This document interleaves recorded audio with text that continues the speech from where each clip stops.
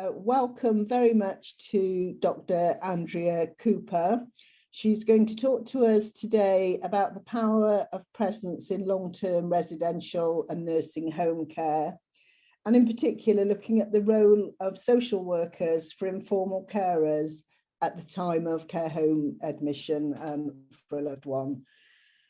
Thank you very, very much, Andrea, for coming to talk to us. I did supervise your PhD, so I'm quite familiar with it, and I had a great pleasure in supervising you, and it was a fantastic thesis. So really looking forward to your presentation now. Andrea was a practitioner for 23 years, so comes with a long history and background of working in social work, and she's currently working for the Older People's Commissioner. If you have a question, if you can put them in the chat and I can pose them to Andrea at the end. So thank you very much, Andrea, and I'll alert you when you've got 5 minutes left. Okay, thank you. Okay, good afternoon, everyone. And I'll start by thanking Alison and the team at ExChange for the opportunity really to come and present on my thesis this afternoon. So as Alison said, I was examined on my PhD earlier this year. And a little bit of background, I'm going to start by telling you why I became interested in this particular topic area and why I chose to study this for my thesis. So I qualified as a social worker in 1996, shortly after the implementation of the NHS and Community Care Act. And anyone who sort of worked in social services or read anything about social work will know that the Act brought sort of unprecedented changes to social work, completely changed the roles and responsibilities of practitioners.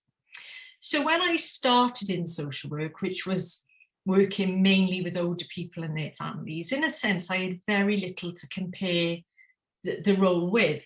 I hadn't worked in statutory social services really before qualifying, other than, you know, for those brief times on practice placement. But I remember being sort of a little surprised at the amount of administration in the role, the sort of focus, the emphasis on throughput. And I sort of recall conversations with more long-standing colleagues who told me that they felt less able to care and that social work had become something of a less caring profession in light of the changes introduced through the Act. And these comments really stuck with me. So when the time came for sort of moving on to start my PhD, which was 7 years ago now, I decided that I would look at care in social work and I would look at its importance and possibly the extent of caring. And I decided to do this through examining the experiences of informal carers at times of care home admissions.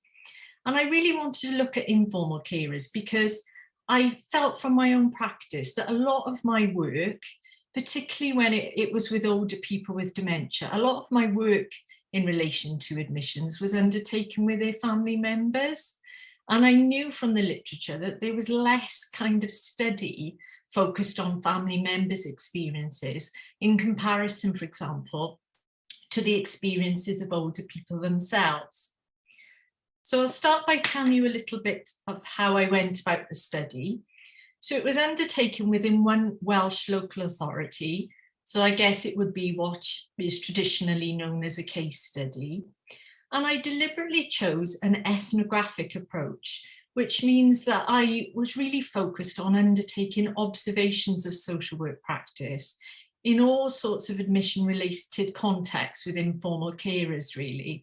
And by informal carers, I should say, I mean the sort of family and close friends of older people with dementia. So I watched social workers as they sort of went about their roles and responsibilities, as they undertook assessments and reviews and engaged in multidisciplinary meetings. And I felt this was important for two main reasons. Firstly, because whilst there is kind of observational social work research, it's not being used as much, excuse me, as perhaps other methodologies. And writers like Ferguson would say, it enables us to get closer to the realities of social work practice.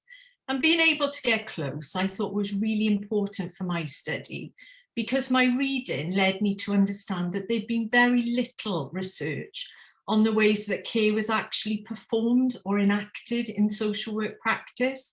So I wanted to see firsthand what this looked like and what its kind of impacts were, if you like.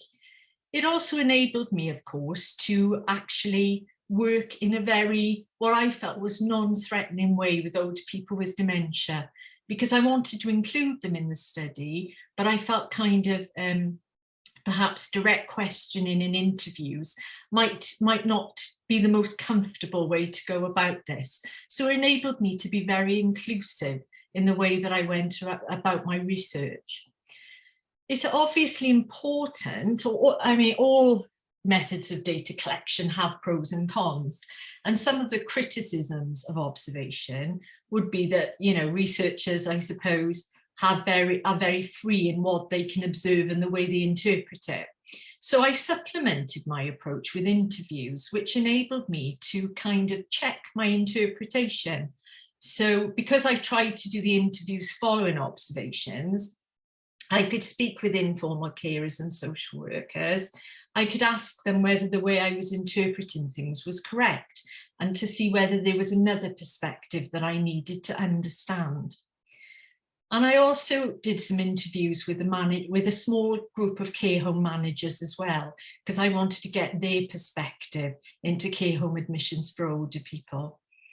And I used a small amount of documentary evidence for my analysis. So, for example, I looked at the care plans for those informal carers and older people that were involved in the study, and the contracts with care homes and the assessments.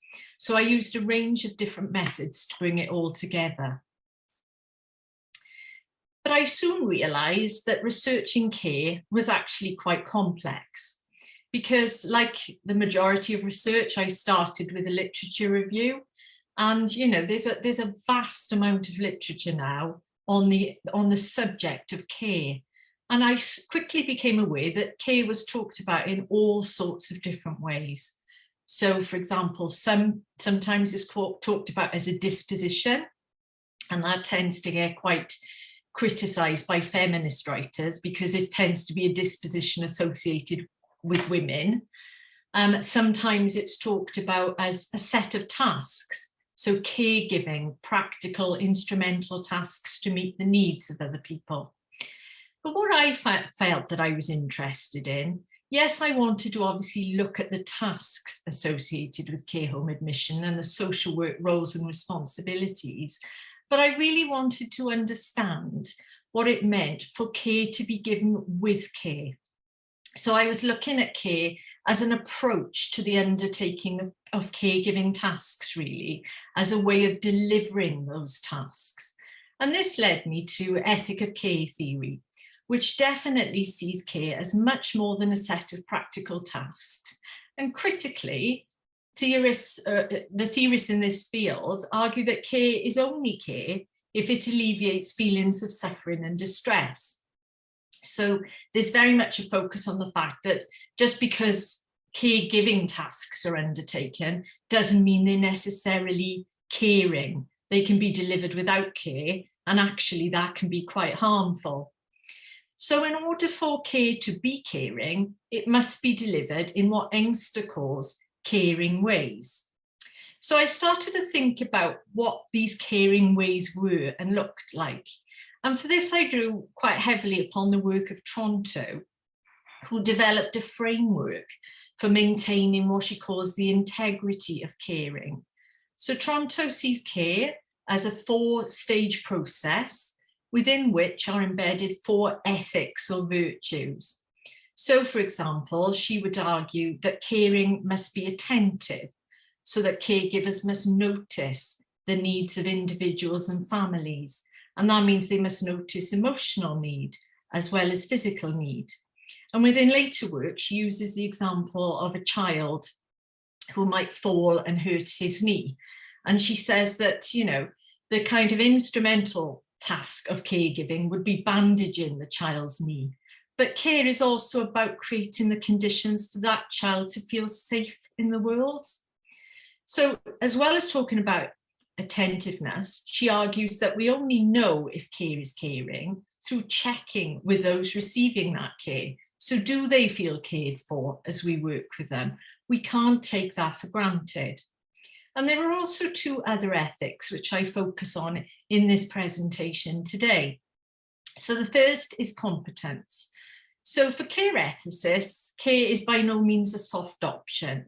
It's complex, it demands a high level of skill, it means balancing kind of competing demands and expectations, and it really is kind of grounded in absolutely deep levels of understanding of the specific needs of individuals and families. And the argument goes that, you know, the greater that understanding, then the more competent a person can be in delivering caring. And the other argument is that if care is going to alleviate suffering and distress, it needs to be undertaken with high levels of responsibility. So in other words, caregivers need to be involved in and emotionally engaged in the circumstances of those with whom they work. It can't be undertaken from a distance. So care from an ethics of care perspective is very much delivered in and through relationships. And today I'm going to look at how relationships of particular qualities and characteristics enable the work of practitioners to be undertaken with competence and with responsibility. So there's a lot written on relationships in social work practice, with Broadhurst and Mason arguing, for example, that one thing relationships can never be is neutral. So they always work for or against recovery. And with this in mind, it's really important to think about what are the characteristics that work for recovery, and what are the characteristics of relationships that actually make the experiences of those with whom we work more difficult. And Ferguson recently wrote, Ferguson and colleagues, that actually, whilst there's a lot written about relationships in social work, there hasn't really been the focus upon the particular qualities that make relationships effective for social work practice. So I decided to explore some of these qualities, and I drew upon the concept of presence, which I think seems to be sort of most written about in the nursing literature, although there are parts, it is discussed in part in social work. But I drew upon different ideas around presence. And to start with, I looked at the work of Fredriksson, for example, who says presence is about both being there and being with. So I'm going to start by looking at how being there, being physically present in the situations of individuals and families, particularly over time, in the time before care home admission, enables practitioners to undertake their work competently. And I particularly look at the way that being physically present enables, gives practitioners understanding to help in decision-making processes.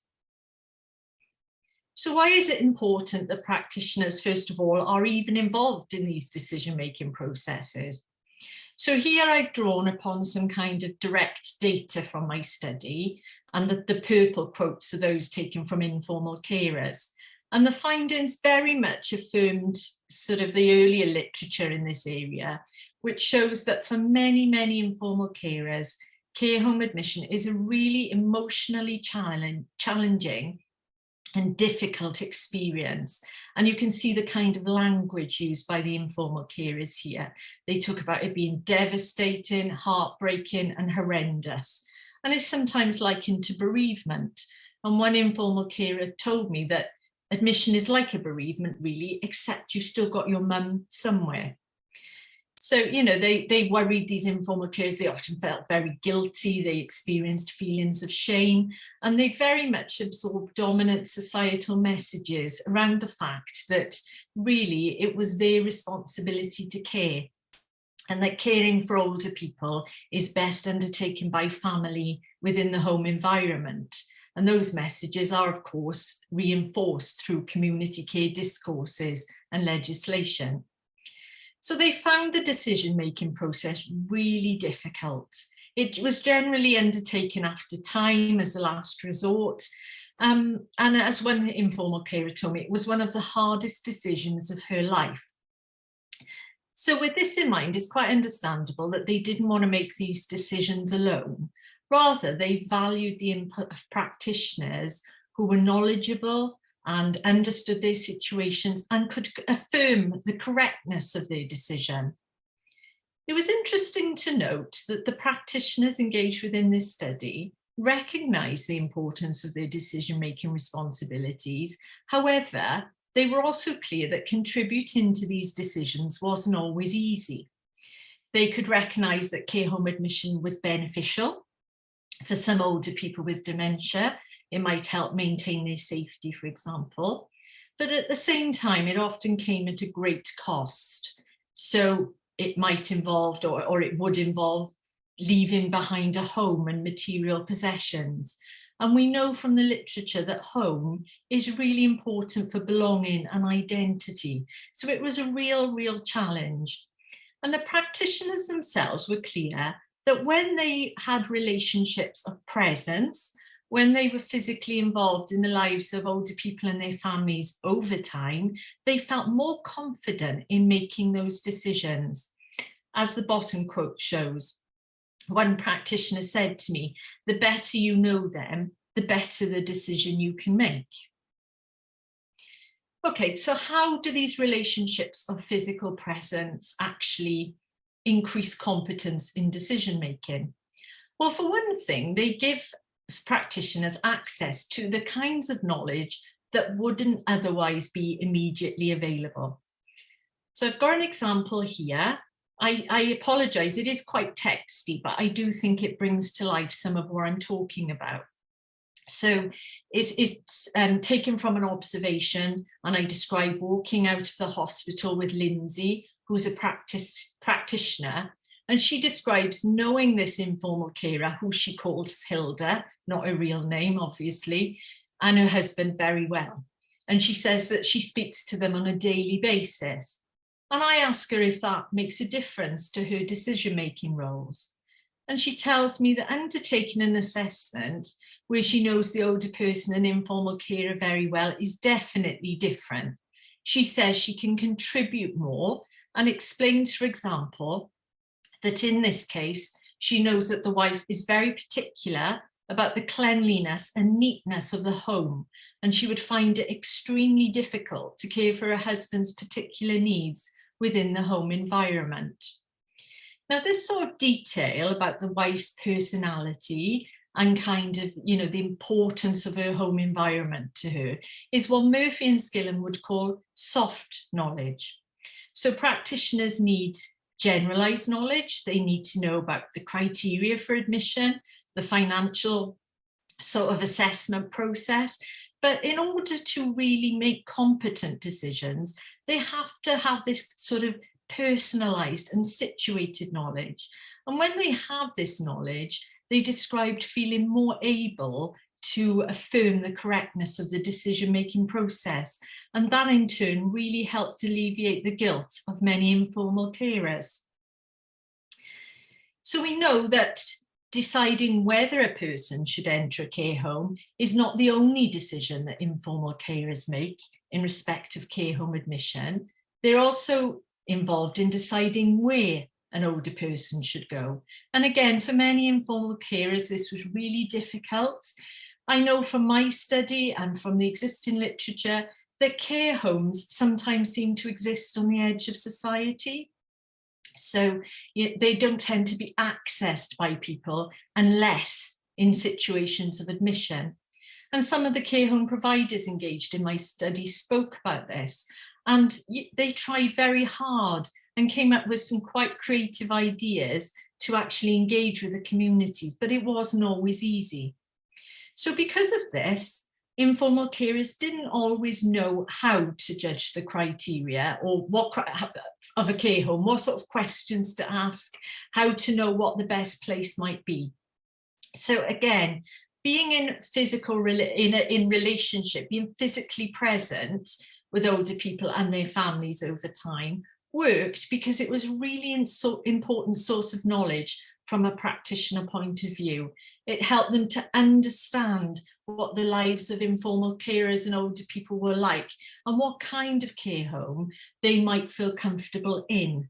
And whilst they couldn't always directly recommend a care home, they could be more involved in the discussions and felt they could help more in directing families to those sorts of homes that might meet an older person's needs.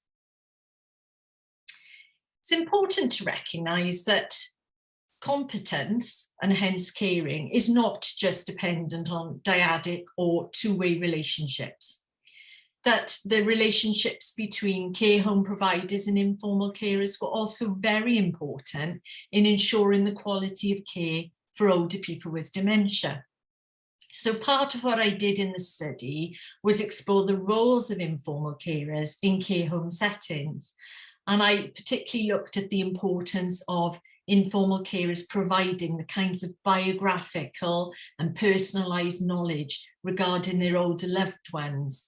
And this in turn enabled care home providers to meet the needs of these older people in far more meaningful ways, not only their physical needs, but their need for occupation, for example, finding ways to include them in the life of the care home.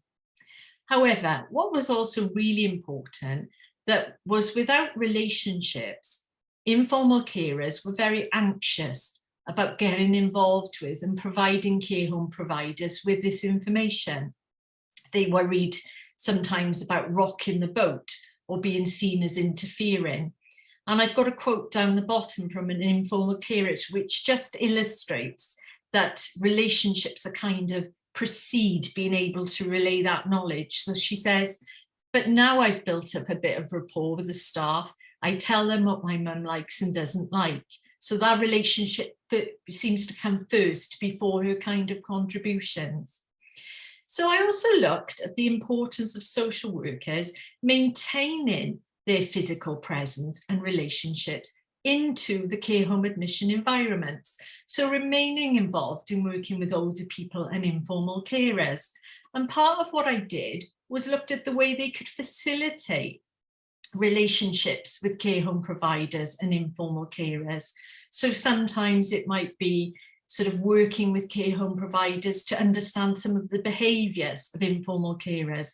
They might feel guilty, they might be seen as sort of expecting too much or challenging in some of their behaviours, or sometimes it involved working out different roles and responsibilities, who could do what. But they had an important role when they remained involved or retained that kind of consistent physical presence. But presence is not only about being there.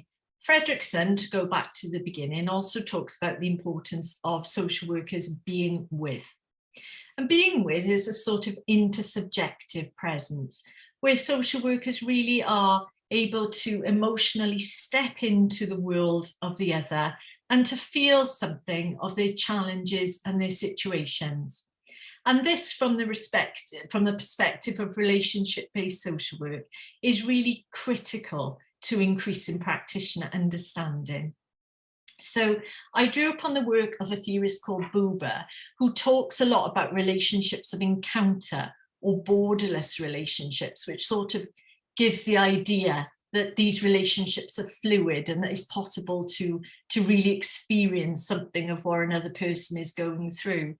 And this social worker sort of made this comment that I think sums up what these relationships might look like.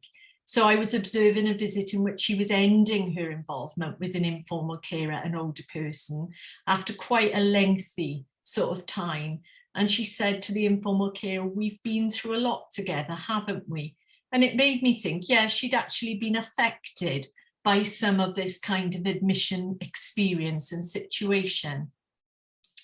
And because these sort of experiences, these affective experiences increase understanding, for writers like Hingley-Jones and Ruch, they would then increase ingenuity and creativity. So I have an example here to illustrate this. So this social worker talks about working with an informal carer whose wife had been admitted to a care home after 70 years of marriage. And she says there were no dementia nursing placements in their local area, and so she had to move quite far from where they were living. It wasn't accessible by bus, and the husband had to wait until his daughter was able to go and visit. So he'd gone from seeing his wife every day to seeing her once a fortnight. And it's this part that really struck me, because she said it was heartbreaking, you know? So she had felt something of what this informal carer might be going through. And as a result of that, then, she worked with the care home manager, and together they arranged for this resident to return to her former home environment and to spend time with her husband on a monthly basis. And she said it was only once a month, you know, but that little bit of quality time, it was probably life-changing for him.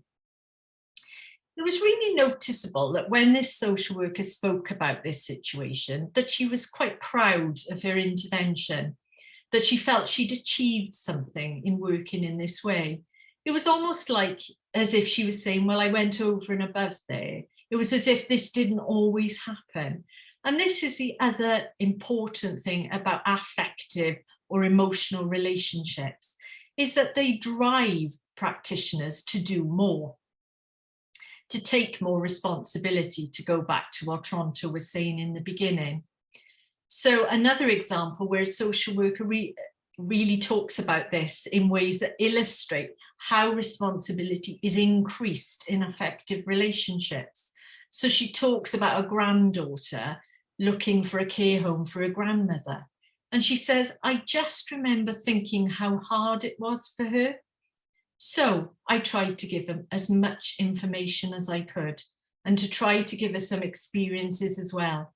So I gave her a few examples of people that I'd worked with, obviously confidential, but saying how they felt about the different homes and experiences.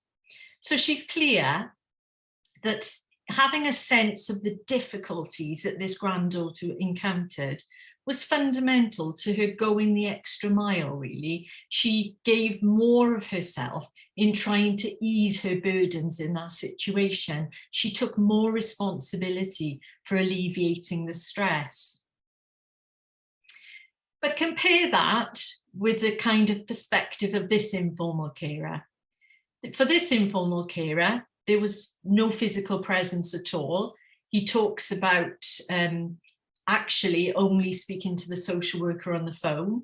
And because physical presence is kind of precedes emotional presence, there was no presence at all, really. And as a result, it legitimates this social worker having very low levels of responsibility. So all he got was a list of homes, which clearly did very little to kind of alleviate his stress. And Buber talks about I-it and I-thou relationships. And I-it relationships would be those that are perfunctory, cool, distant, and businesslike. So they are totally task-focused and concerned with getting the job done. I-thou relationships, on the other hand, are far warmer, more empathic, more engaged. They're the sorts of relationships with high levels of responsibility. So given that there are clearly differences in social work relationships, it's important to consider why, because these relationships clearly affect an informal carer's experiences. Now, there could be lots of reasons for these differences. In a neoliberal context, for example, individuals and families are often conceptualized as being able to make decisions and choices on their own. There isn't a lot of value placed on these warm relationships. And in fact, they might actually be seen as unprofessional. But the issue that came up over and over again in my study was the problem of time.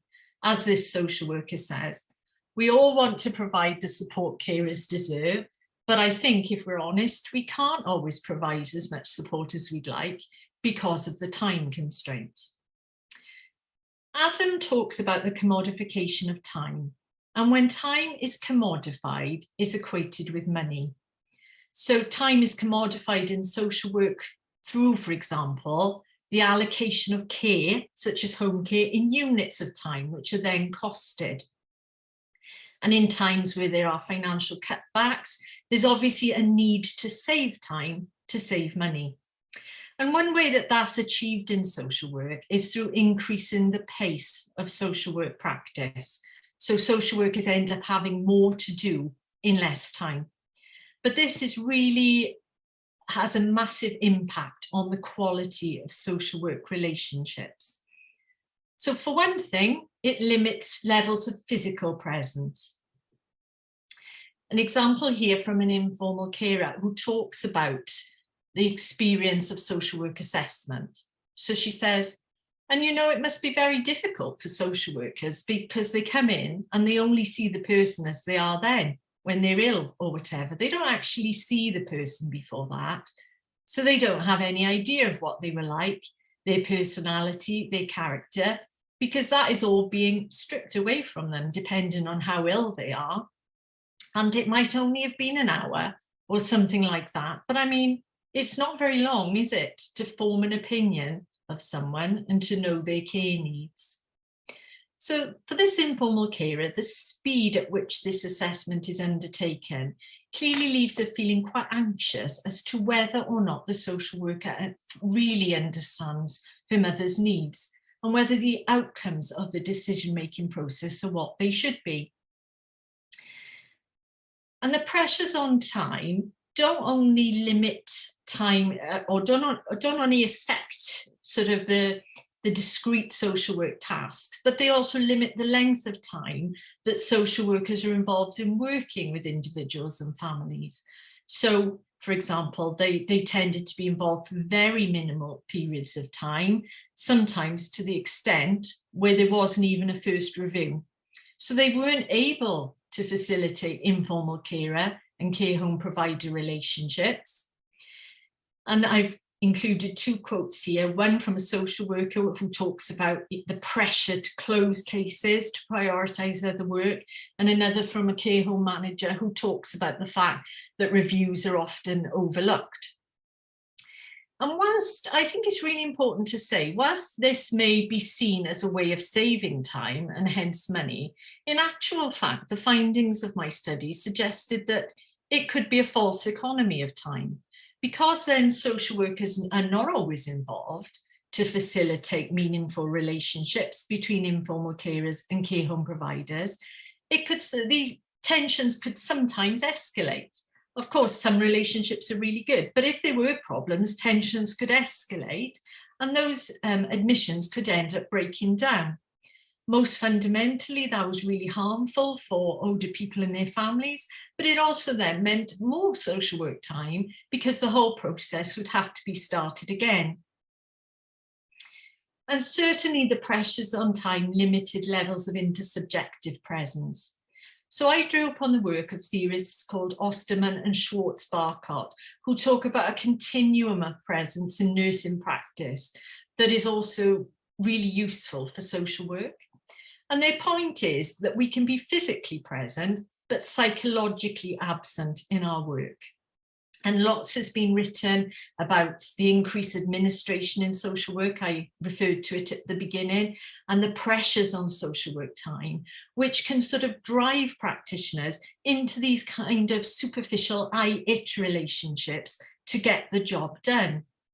And this is illustrated by this quote from a care home manager who talks about a social work encounter. And he says, I can see the person sitting there and it was, oh, well, this is it. I'm glad we found a place for your nearest and dearest. That's fine. Lovely. Can you sign here, please? And the process is over.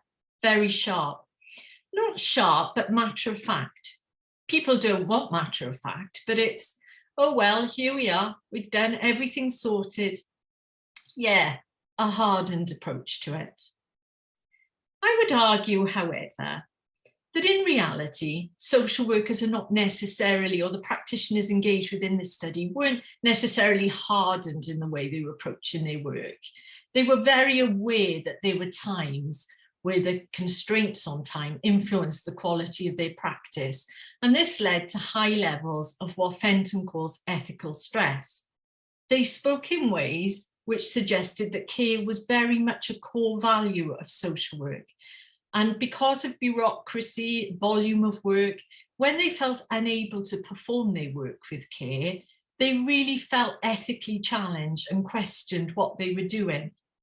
As one social worker said, I think we've lost our moral compass in an unconscious way. It's interesting to note that there are times where practitioners are able to perform their caring roles, and there are times where that's more difficult. And they talked about having to make some pretty difficult decisions over where they sort of directed their finite time.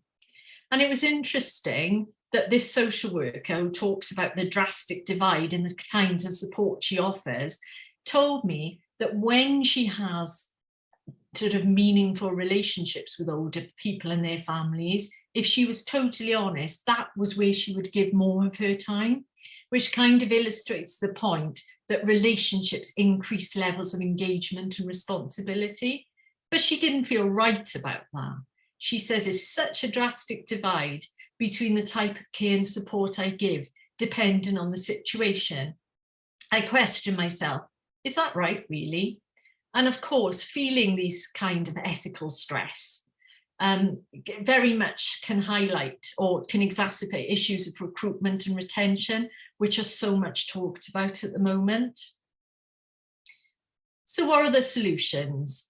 Well, I think the findings of the study very much sort of support the need for urgent investment in the health and social care sector. You know, practitioners need time to develop relationships with people. These relationships are critical to easing the stresses of informal carers and older people. And they are really important if social workers are going to get a sense of satisfaction within their work. So there's got to be that investment, and we know we're in really difficult climate for that. But I think this does sort of lend weight to the problems that arise when there is insufficient time in social work. And I talk here about exploring ways of extending present relationships. So, for example, there could be a number of ways this could happen. It could be, one way that I looked at was to sort of align small groups of social workers to specific care home settings to increase their visibility in care homes. In countries like the USA and Canada, it's not unusual for practitioners to actually be employed in care homes. We don't have that in the UK. But if they were more visible, they could do the more sort of relationship building work and the therapeutic work, which in its own way might save time longer term, as well as really meeting the emotional needs of individuals and families. Andrea, just to say you've got 5 minutes left. Okay, thank you. It's also important, of course, that agencies look at ways of saving time other than the direct social work encounters, so perhaps to streamline their processes and procedures. I looked very much at the importance of the advocacy roles of social workers. Many of the social workers in this study talked about the ways that they transcended and overcame the barriers of time to prioritise relationships and hence caring. And they were really proud of working in these ways.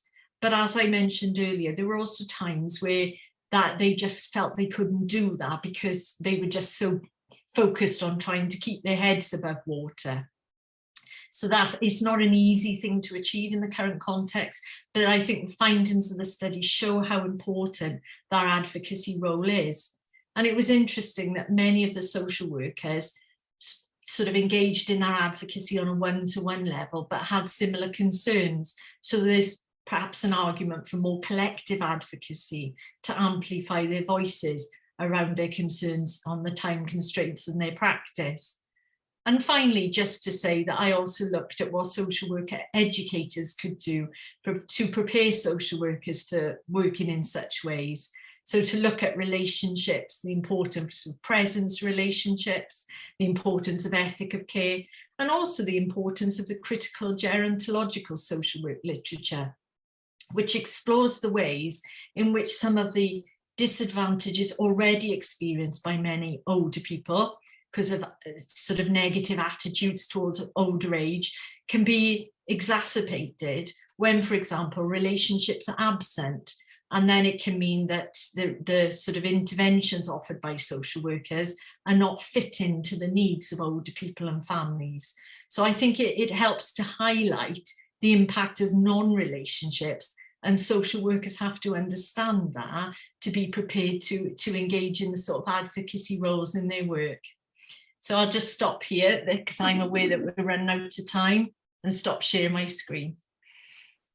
Thank you very much, Andrea. That was really interesting, and something that, you know, we've needed to revisit for a long time, I think, in social work. I'm just going to see if there are any questions in the chat. And while I'm looking at that, I guess I've got one for you, which is, how did the social workers respond to being observed? And did it provide you with the rich data that you hoped, probably more so than the interviews? Yeah, I think the social workers who are engaged within the study, I can't, it's obviously never easy to be observed in your practice, but at the same time, I think because they did care and they were so wanting to see things change within social work, they were willing to go through that process, really.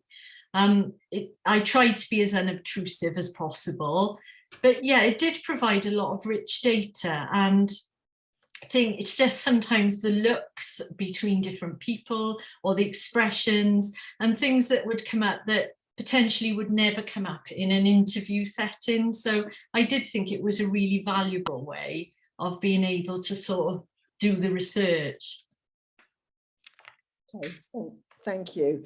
I don't think that we've got any questions in the chat. I mean, the other sort of thing I was interested in was your notion of soft information or soft, and having done some adult practice reviews, looking across them, there was very little soft information, particularly in residential care homes. And I wonder if it doesn't come from the informal carers, how do care homes get that information?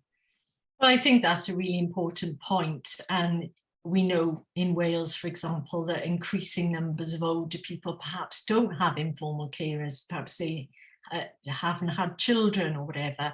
So this is where I think the kind of the early intervention and the planning work from social work is really important. So working with older people at an earlier stage, the Alzheimer's Society, for example, has created a document called This Is Me. So people can actually talk about their own preferences and their own personalities and their histories and whatever, and get that down on paper when they're able to do so. Because yeah, you are relying on informal carers, absolutely. And of course, it's important to recognise that there are people who don't have them. So I think that it's important to look at other ways around that and kind of advanced care planning and things as well. Okay, thank you. We've got a question from Angela Weeks. Hi, Angela. Do you have any examples of particularly imaginative practice in residential care homes? Imaginative in relation to? I guess just in terms of their practice. I think, yeah, definitely. I mean, I was quite impressed, to be honest, with some of the examples that the care home providers gave, and they were making huge efforts to try and sort of reach out to the communities. And as I said, that wasn't always easy, but within one particular care home, the residents were doing some creative writing, and they would do sort of intergenerational work, and they would try and sort of involve both families and the wider community, because, as I said, care homes can exist on the edge of society otherwise. And when it really brought it home to me when one informal carer said that she didn't know anything about care homes because she hadn't lived in the area that long, and she'd actually, when the conversation went on, told me she'd lived there for 30-something years. It's just that nobody ever visited them. So yeah, I think things like that, I thought just showed the effort that many care home providers were going to. But I think there's a need to try and forge those links in a better way. Yeah. I mean, I guess, you know, one of my thoughts all the way along were that care homes could utilise informal carers more effectively to facilitate the service. But yeah, so we have another question here, Andrea. Thank you, Dr. Cooper. Some interesting concepts there to digest, especially that of ethical stress. I don't know if you've got anything else to add on ethical stress at all, and that's from Anna Mihangel. Yeah, well, it's a concept from Fenton, as I say, and it talks about, I think it was she first studied it in relation to a criminal justice service, really. But it's about the fact that the majority of social workers are seen as coming into the roles because they want to build relationships with, and they want to help people. And care is, and this came through in my study, is seen as a core social work value. So when they're compromising care, and they were honest that there were times where they were aware that was happening, it really demoralizes practitioners. And I think it creates burnout and compassion fatigue, and that's the sort of thing that then increases recruitment and retention issues. I think the opportunities for caring social work are important across the board. Thank you. I think this next question, which is from Rachel Flynn, sort of corresponds to that as well. And Rachel says, time available is very much affected by the sheer volume of work coming through. And did you find presence was affected by volume and lack of choice, so that it becomes increasingly difficult to be that present social worker? Yeah, absolutely. Because I think the more or the higher the caseload, if you want, the higher the volume of throughput, the less time. And sort of the example I gave from the assessment, practitioners end up working very quickly, gathering a lot of information very quickly.